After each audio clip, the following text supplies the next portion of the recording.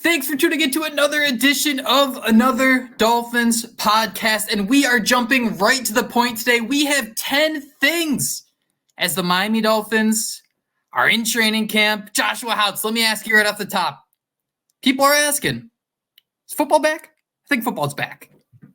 Football's back, baby. We're finally here. We finally see the videos. We see the orange jerseys. We see the excitement in the air, and it feels like a new season, I guess, at least from us from afar up here in the Northeast. So this is why we do this, right, Jake? This is what got us all started, these training camps, getting overly hyped about some of these things. So I'm loving it, man. How's your week been now that we're finally back, now that football is finally back? It's so funny to me how I think Travis Wingfield obviously works for the Miami Dolphins. He tweets out the schedule every day, like practice at 10:30. Usually Mike McDaniel, I think, usually meets with the media before that. Then the players meet with the media at like 12:10, and then he podcasts at like 5 o'clock. Josh, we got to like 12:10-ish today when I started DMing you. I'm like, dude, we're not going to get any tweets. We're not going to get any live updates from practice. Like, what are we going to do? I need this. And I think that just kind of speaks to the point, man, of it's so much fun to like football. The fact we are sitting here getting hyped up about our favorite team returning to the field, the Dolphins trying to get to the playoffs, I should say, for 3 straight years. Man, I hope they can do it. I hope they can too, and I hope someday we're not sitting here. I'm in Pennsylvania, you're in Massachusetts. Hopefully someday we're down there in camp getting to witness this stuff because, like you said, man, it's a lot different. I think back in the day we would get updates all throughout camp. Now it is one of those things where just when they're open to the public, then that's when we hear about them. So football's back, baby, but hopefully someday we'll be down there soaking it all in. That's a good point, Josh. Do you feel like it's kind of been organized in a way where training camps lost a little bit of that luster that we kind of were refreshing for everything? It kind of seemed like before it was I don't want to say the Wild West, but now we even hear from beat reporters, like there's instructions for tweeting during practice and all these different things. Do you feel like that hype around training camp is still what it was maybe 10 years ago?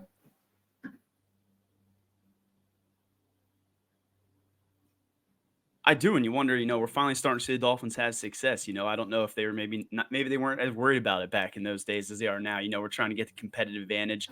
You don't want any of those videos of the cheat motion, leaking out there that they might have been working on last training camp. So yeah, it's a little bit of that love, or a little bit of it has been taken away, but at the same time, once it opens up to the fans and we start seeing those, clips that look like Bigfoot footage, we're all going to get overly hyped and we'll be sending them around Twitter like we always do.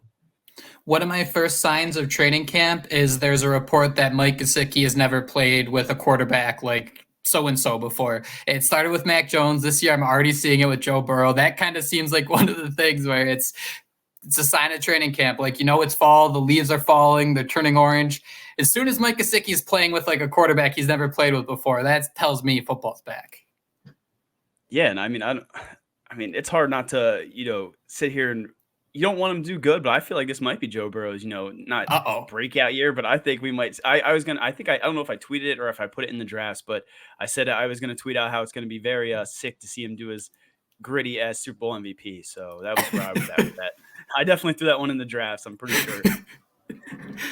Today's show, Josh did a great job here. We have 10 things to talk about: the good, the bad, and whether you want to say the WTF, the wait what, just things that have been downright confusing through a couple days of camp. And Josh mentioned it a minute ago. He's in Pennsylvania. I'm in Massachusetts. If you guys feel we're missing anything or you guys have thoughts you want us to kind of dive into on the show, AnotherDolphinsPodcast at gmail.com. You'll see it on the ticker at the bottom of the screen if you're watching us on 560 WQAM on YouTube. Otherwise, let's jump in. Joshua Houtz, the orange jersey is back. Jordan Brooks got it day one. Newcomer, new boss, same as the old boss. Emmanuel Ogbah gets it in day two. So where do we begin? Yeah, I mean, that's where we begin, right? Jordan Brooks, a newcomer, getting that jersey. Correct me if I'm wrong, but David Long's been banged up. Is that correct? Has he not been banged up this offseason? So, yeah, okay, that's what I thought. I just wanted to, so many different names and stuff come through that I don't know if half of it's just, me hallucinating or if it actually happened. So, yeah, for him to step up and, come back and be that first guy to wear that orange jersey, I mean, we talked about how important he was. We did the little book club, quote unquote, on it. So, we were pretty hyped about him. But to hear that he's that guy, at least the first guy to wear that orange jersey, as we'll talk about, there was another one today. But, yeah, I was a little bit excited for as long as we've, wanted that linebacking unit to really step up. to have him do that, even though, as we'll talk about, it seems to be like kind of a motivational thing. It's nice to see.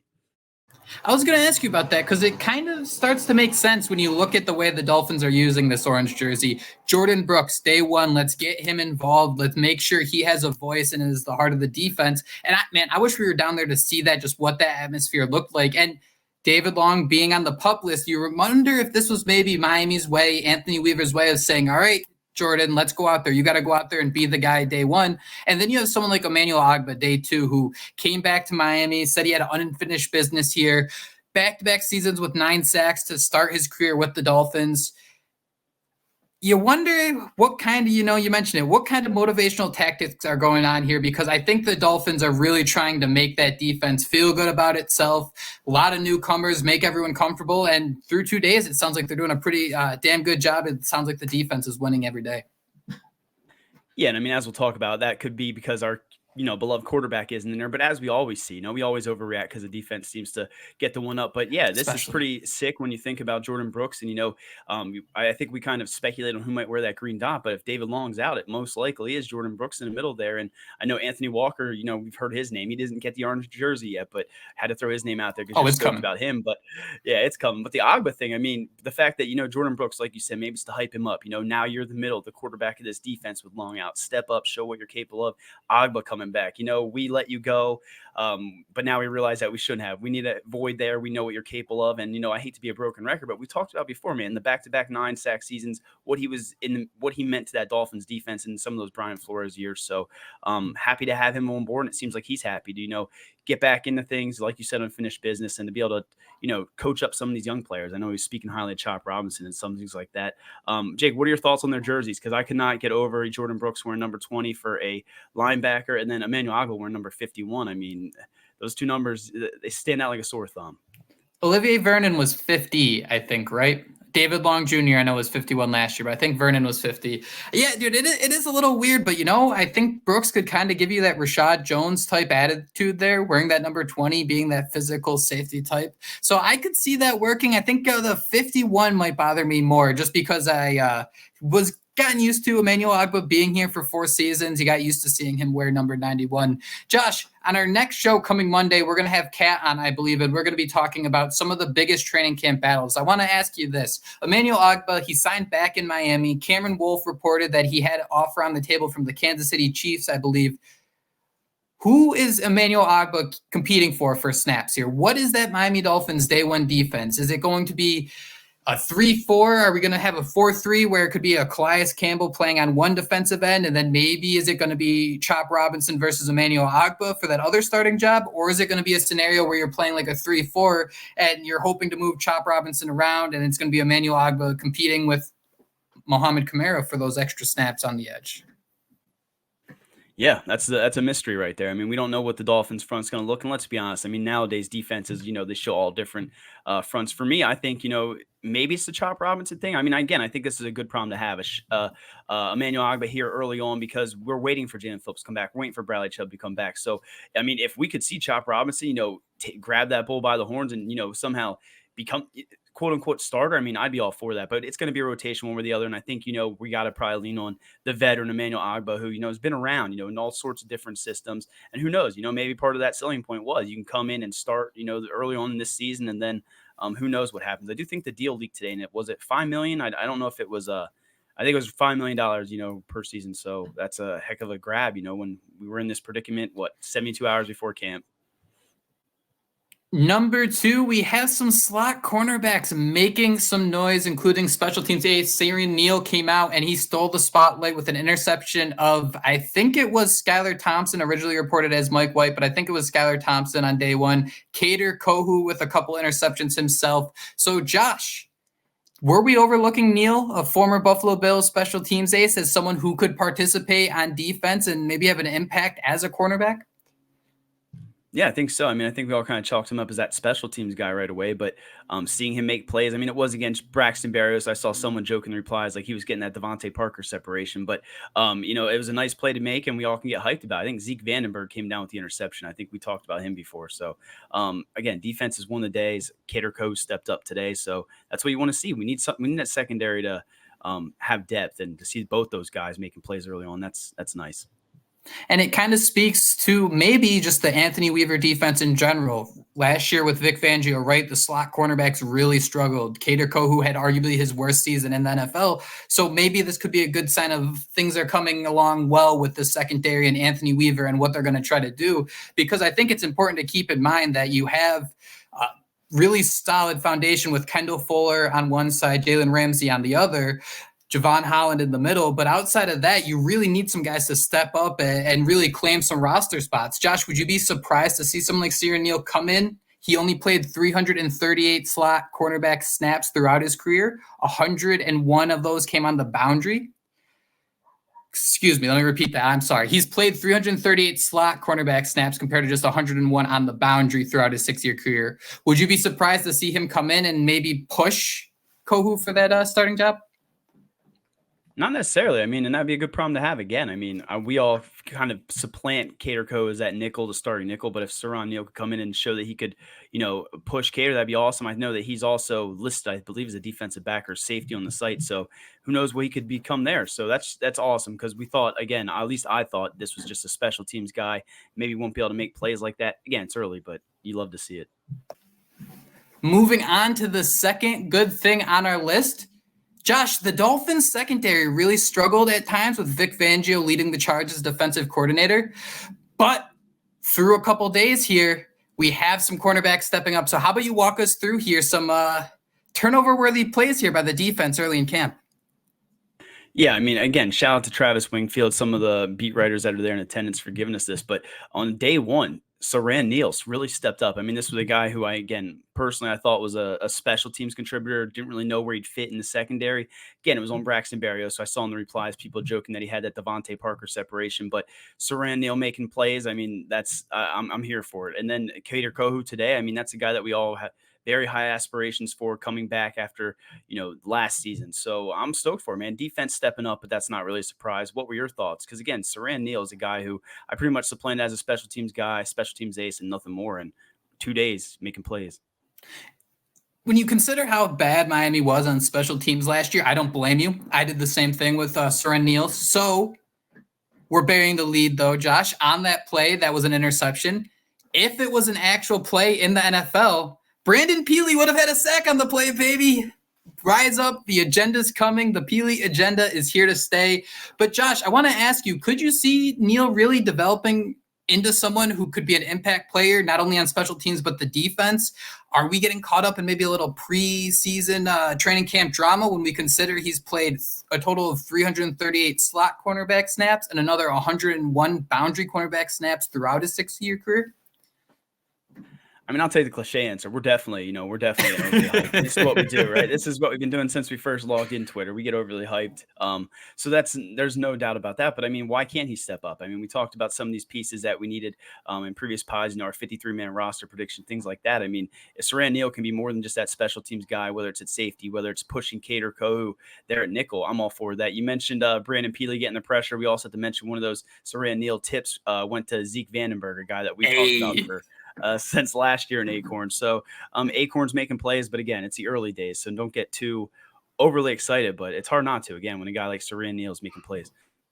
And that's something I'm very much looking forward to, is just seeing if Anthony Weaver can do a better job of getting the secondary, specifically the cornerbacks, involved, getting them around the ball where they can make plays. Because Jalen Ramsey, we kind of hoped he was more involved last year. Even Xavier Howard, he was kind of just, sitting on one side of the field. And it felt like by the end of the season, there were opponents that really understood how to beat up that Dolphins defense.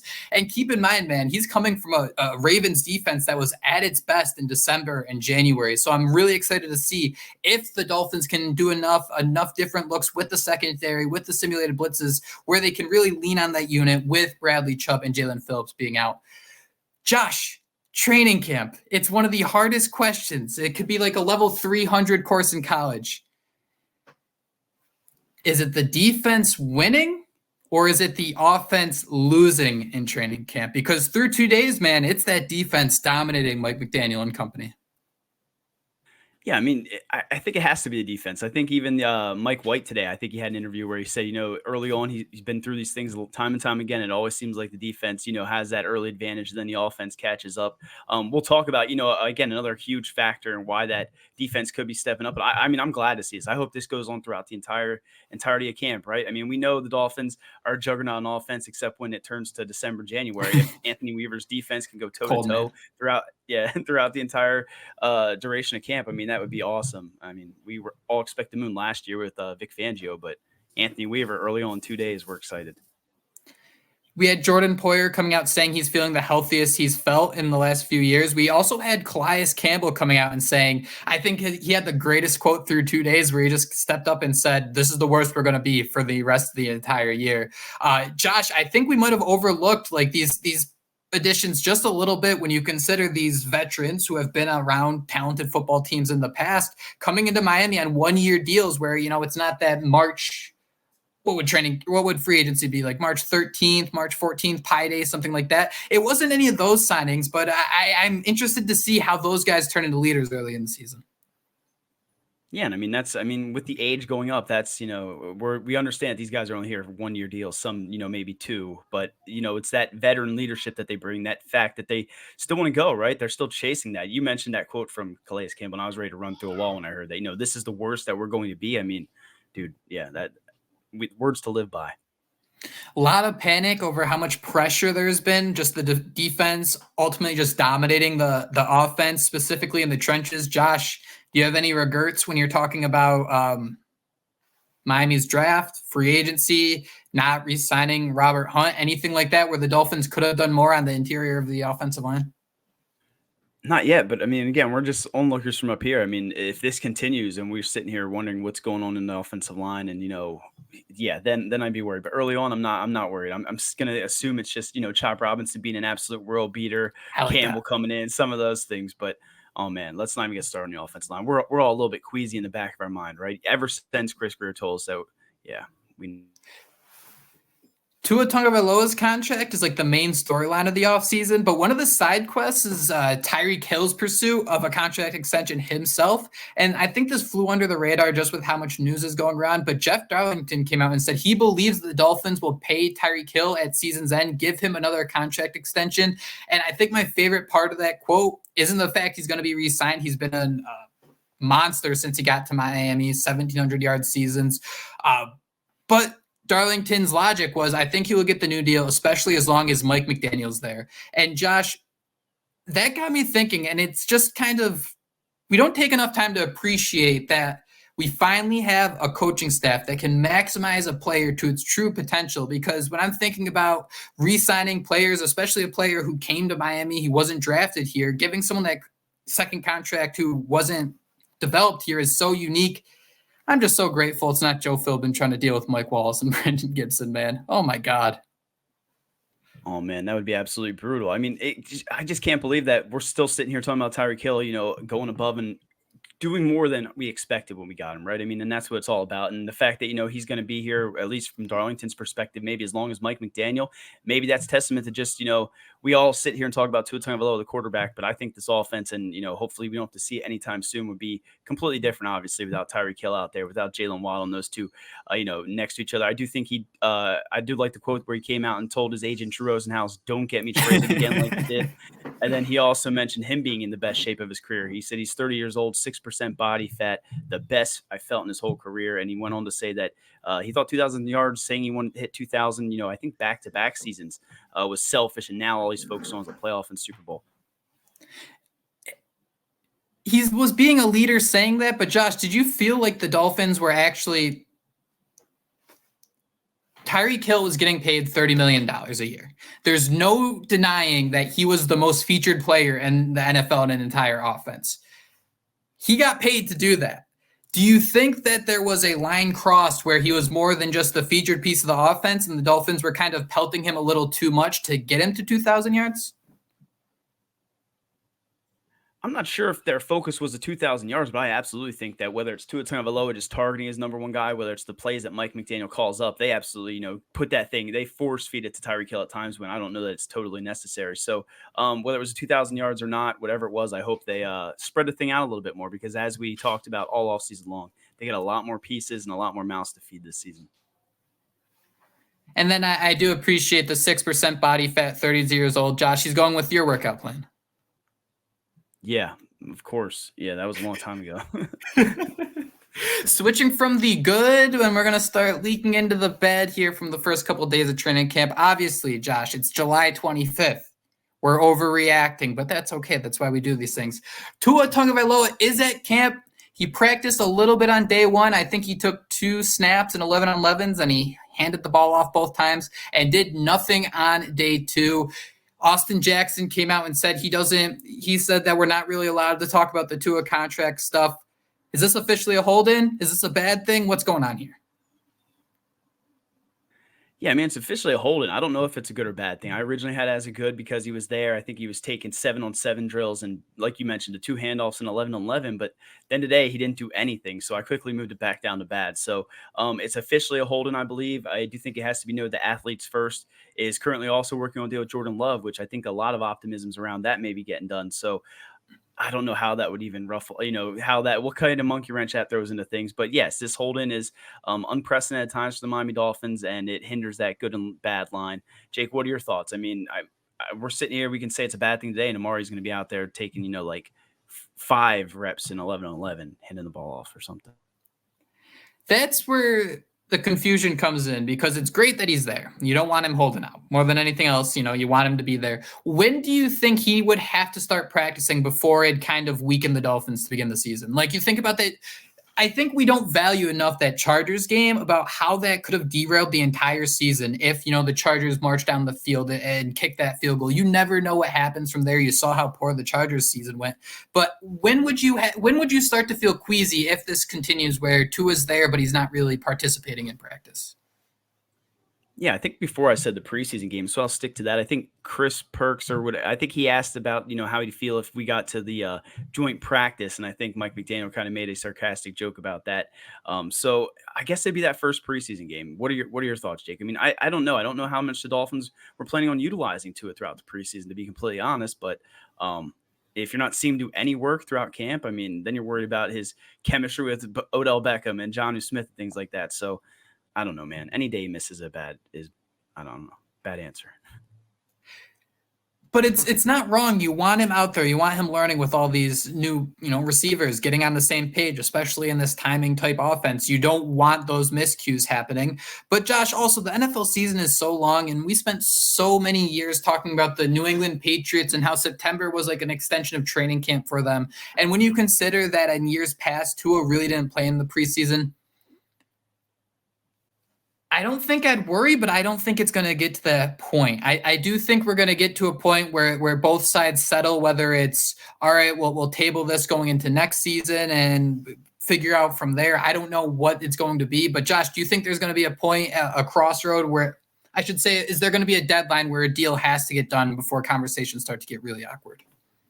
Maybe the regular season. I mean, and we don't know. We're just speculating, but I'd go with regular season. I mean, I can't believe we're here. I mean, I think we talked about this months ago. Like, what would happen if we got to training camp? We're like, oh, no, we'll be – and then Trevor Lawrence deals and things happen. So I'm still surprised we're in this situation, and it's unprecedented times for us as Dolphin fans. So, I think that regular season they'd probably stop. And, Jake, it's kind of one of those situations where, you understand why Tua wants to get paid huge, but, if he waits and bets on himself and has even another stellar year, who knows how much he get paid next year. And for Miami, is it the worst thing if you see if he can, replicate that? I mean, these are all the voices in my head. I don't know what's going on. Hopefully they sign something and it's a fair deal because that's what it's all about.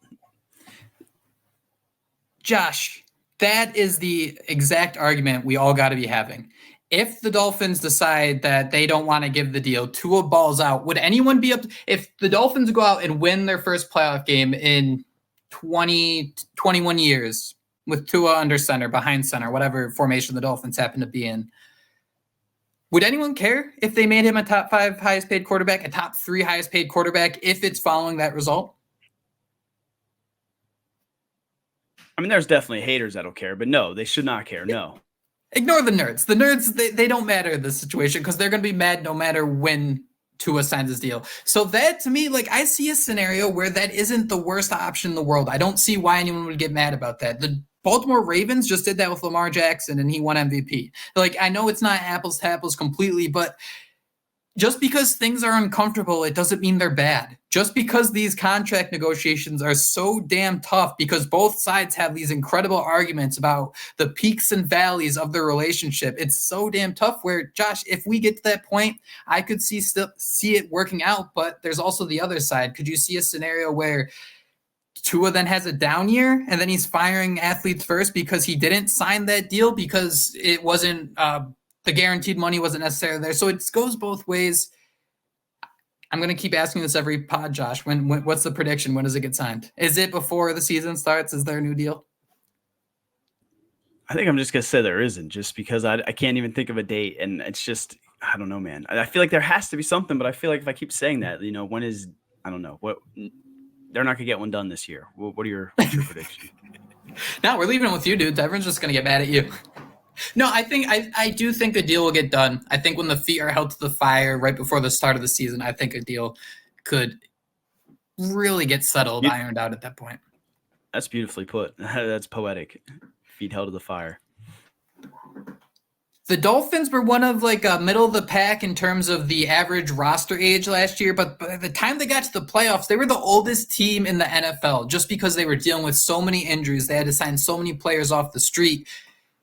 We are all keeping our eyes on any sort of injuries, any possible nagging injuries that the Dolphins could be dealing with. And on the first day of practice, Jevon Holland collides with Malik Washington at practice. It didn't seem serious. In fact, Holland returned on day 2. But, man, it really makes you worried when you think about someone like Holland. He means so much for this defense, so much to the secondary, especially dealing with the injuries last year. This was not what we wanted to hear on day 1 of training.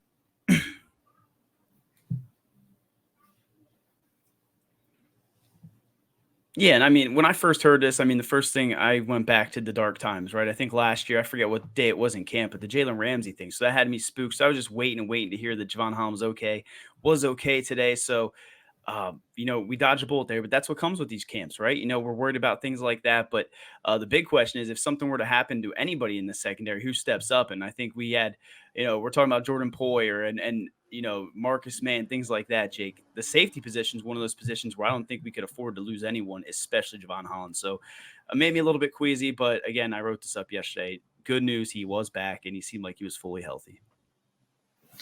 Every day, man. I think that's it. It's the prayer circle, making sure nobody gets injured, because whatever we talk about, this is the most important stuff here.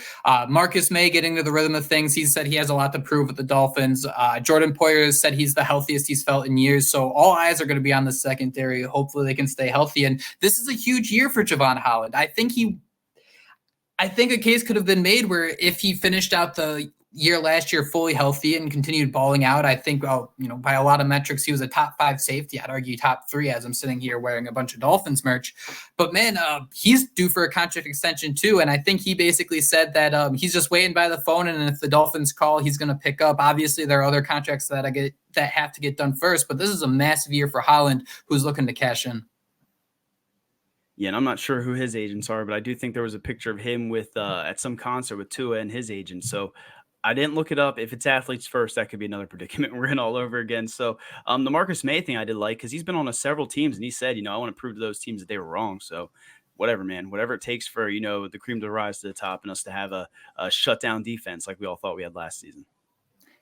A trend along the bad here. Obviously, we're not going to overreact to someone playing poorly in practice. It's going to be a lot of injury stuff, and it continues. Odell Beckham Jr. begins camp on the physically unable to perform list. Not ideal. We have yet to see Tyreek, Waddle, and OBJ on the field together. Apparently sounds like they aren't too worried about this. It seemed like they're kind of gearing up Beckham for the season. They're not rushing him back. But Josh, this is something that we're going to have to keep our eyes on until he's out there in pads. Yeah, and this again might be the negative person, just going back to sad times. But Byron Jones, they kept saying he would be fine too, right? So please God, just let's see Odell Beckham Jr. out there, because maybe we don't see Saran Neal breaking up plays if Odell Beckham Jr. is that slot wide receiver. So to think about the rapport that they have to get down, the chemistry and things like that, we need to get him out here as soon as we can. But at the same time, it's Odell Beckham, right? He doesn't need to be out there. These veterans do not like doing these camps and things like that. But it is an offense that's a little bit new despite the similarities to the Rams. Adversity is opportunity, Josh. We've done a couple 53-man roster projections here with Cat through a few months. If Odell Beckham Jr. can't be out there practicing, who could maybe use those snaps to convince the Dolphins that, hey, you guys plan to keep 6 wide receivers, maybe you should keep 7 instead? I mean, I was gonna say Malik Washington, but I kind of feel like the more we're pretty hyped on him, right? So we almost I think he like makes the roster either way. It kind of feels that way. He's kind of already etched in there. So who else would be those guys that would step up? I'm not really. I'm drawing a blank here. Would it be a River Craycraft? Would it be someone like that that's on the bubble who is battling for that last spot? I mean, I'm not really sure. I personally was hoping it'd be Tahj Washington, but as we have written down here, man, Tahj Washington is now on the injury reserve, and for me, that's I don't want to say a player that maybe we can look forward and get hyped up for later down the road, but I'm definitely going to. I'll be the first one to admit that. Dude, it's so tough because this is somebody who's pursuing their ideal career to live out their dreams and play in the NFL. And we got to appreciate that and all the work he's put in. But then you also have that thought of okay, this kind of makes sense. We'd love to see him out in the field, but this is a way the Dolphins could kind of keep them in their metaphorical back pocket for a year, keep him on injured reserve. It doesn't really seem like he'd be activated, Josh. I think the Dolphins can activate 10 players off IR this year throughout the year. And you kind of wonder, probably won't use one of those spots on a 7th round wide receiver. And on top of that, I don't think a Mike McDaniel drafted wide receiver would make it on waivers. I just think there'd be another team, whether it's their 5th or 6th wide receiver, would just want to bring in someone to see, what did Mike McDaniel see in you? I want to see if we can kind of see that as well. Yeah, and I mean, maybe it's just us getting so hyped over this, but I mean, early on, I think we all kind of, saw some potential in Tahj Washington, so it absolutely sucks. But again, he's kind of on that Tanner Conner, the Ethan Bonner plane, where maybe we just have to wait a year or two before he goes out there and makes some plays. So, Josh, River Craycraft, is that your final answer? Is that player who could maybe ruffle feathers and really make the coaching staff think hard about who they want to keep on the roster? Yeah, I think that's the one that I had cut, and I think I'll say that he's the one that sticks around. Who do you have? I'm trying to think who else is out there. Braylon Sanders, is he still out there? Braylon Sanders is still out there. Anthony Schwartz is still out there. So if you wanted to give me some madman theory about how he could be used on special teams because he's so fast, that'd be something I'd listen. Jaquan Burton, a undrafted free agent. He's on the roster. The Dolphins also signed Kyrick McGowan, who's only played a handful of snaps throughout his career. That's more of a training camp body. So I like the idea of River Craycraft, but I just kind of wonder there, I think we know what he is. I think we know what Craycraft brings to the table. So is that training camp snaps going to be enough for him? We'll have to see. But the Dolphins have a strong wide receiver core. It's not necessarily a situation where if Odell Beckham is going to miss the first couple of weeks, I think the Dolphins have more than enough ammunition to get the job done. Yeah, and if they're going to pay Tua, he should be able to go out there with that cast, right? With or without that big contract. Moving on to the more unusual, the WTFs we are hearing so far at training camp. Josh, former Middle Tennessee State University punter Kyle Ubrich has been hanging outside the Dolphins facility for the last 3 days. Absolutely wild. Never give up on your dreams. That's the only thing I can think of. So, I get tagged in things all the time, and then I saw this, and as you zoom in on some of these pictures, man, it's creative, and it's what you would hope that teams would look at. You're looking out your window and you see a guy that says, "Hey Sanders, I can hold your balls better than you," or it has a barcode that sits there and takes you to his stats or whatever it is. It's absolutely genius. Whether or not it ends up getting him a job with the Dolphins, I don't know. But as I joke and as we've talked about, Jake Bailey's still around as long as he's here. Why not bring in competition? So I respect the hustle. I absolutely respect it. What about you, Jake? Could you imagine that being during Hard Knocks, what did Mike McDaniel say? He's getting to the facility about 4 a.m. ish. So that's kind of the issue here. I think Ubrich has to start getting there earlier so he could kind of get in the face of Mike McDaniel coming in. I love the idea of just sitting outside of the facility. He went viral. I wrote a story about him on the Finsider. He averaged 47 yards per punt last year. Last year being 2022 as a senior, he did not play in the NFL. He did not play at all last year being 2023.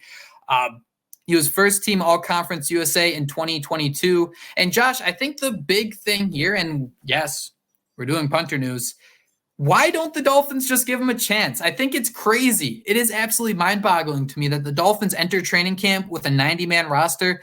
Jake Bailey is the only punter on the roster, and his average yards per punt at 45 was one of the worst in the NFL last season. I'm not saying that, an undrafted free agent who hasn't played in a year from Middle Tennessee State University is going to, march out there and steal the job, but the fact there's no competition to me is a little mind-boggling.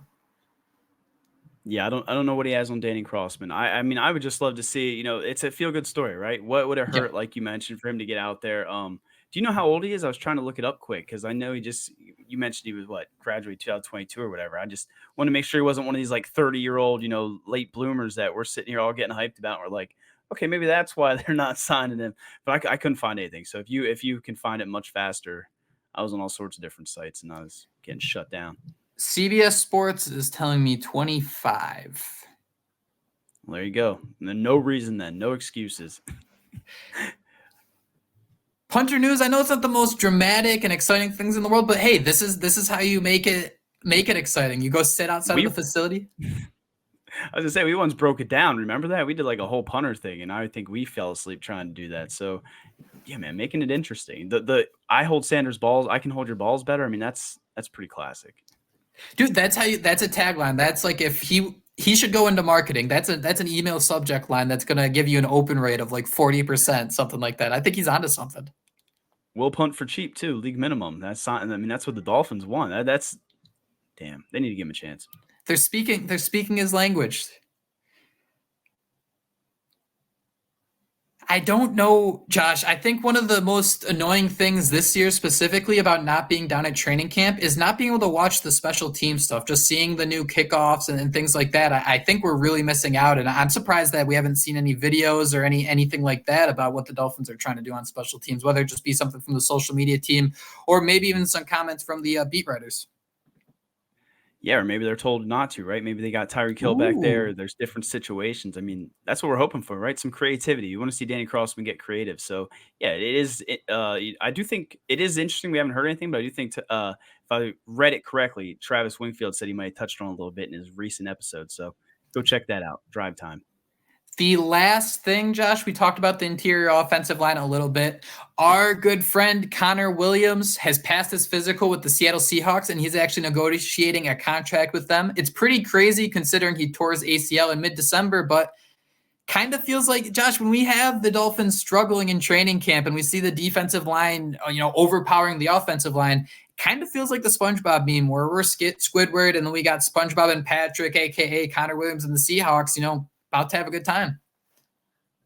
Yeah, and I mean, it's just crazy because it's like, I don't know how many people – I've had a couple people talk to me throughout the, message me and say that they thought Connor Williams was going to retire. They were almost, guaranteeing it was going to happen. And then you hear this, right? So it's like, oh, my God, the fact that he had so many people thinking that he was in that type of condition that he might not ever play football again. Now he's back. He's passing physicals. I do think that it said that he did not sign yet with the Seahawks because there might have been some other teams involved. So, yeah, man, as soon as we have any issues on that interior line, whether it's Aaron Brewer, the center that Baldy warned us about, or at guard, whatever it might be, we're probably going to wish we had Connor Williams. But, maybe there's some ill will there. Maybe Connor Williams is upset he didn't get that long-term contract that he wanted. And, we saw what happened. But we wish him the best of luck, right? Connor Williams is a stud. We liked what he did with the Dolphins. But that's a player that's definitely going to hurt if this offensive line bites us in the butt. Aaron Brewer, Josh, it's going to be very interesting because for training camp to see if he's an improvement, not necessarily improvement because Connor Williams was awesome, but I think one thing we'll all be watching for is if that first snap is fumbled. I don't know if everyone remembers, but the first snap of the 2023 season was in fact a fumble. And then on top of that, on the same drive, the Dolphins actually fumbled away the football and the Chargers got it at their own 10-yard line. So I think as long as we get to that week one and Aaron Brewer is snapping the football and it's getting to Tua, I think we're going to start to feel pretty good about this signing. I'm changing my tune here a little bit. I'm Team Aaron Brewer. Team Aaron Brewer. And you did mention snapping it to Tua, right? That's the biggest thing here, that Tua is the quarterback come week 1, because we're talking about the defense. We're getting hyped about them, but Skylar Thompson and Mike White are the quarterbacks right now. Although I do think Skylar Thompson was rocking that visor. I zoomed in on the picture because someone said he hit Tyreek Hill, and I'm like, oh man, he brought the visor out. He means business. That is it. That is 10 things we have learned so far in training camp. We're hoping to see more Tua out there. We have 2 orange jerseys in the books. We got Jordan Brooks sitting at day 1, Emmanuel Ogbah day 2. The defense has been absolutely dominating, but as QB1 hopefully gets out there soon, maybe the tune will change a little bit. But that is it. That is all the time we have today on Another Dolphins podcast. Thank you all so much for joining us. We will be back early next week with a new show, but go out, have a wonderful weekend, and most importantly, fins up. Fins up. Fins up.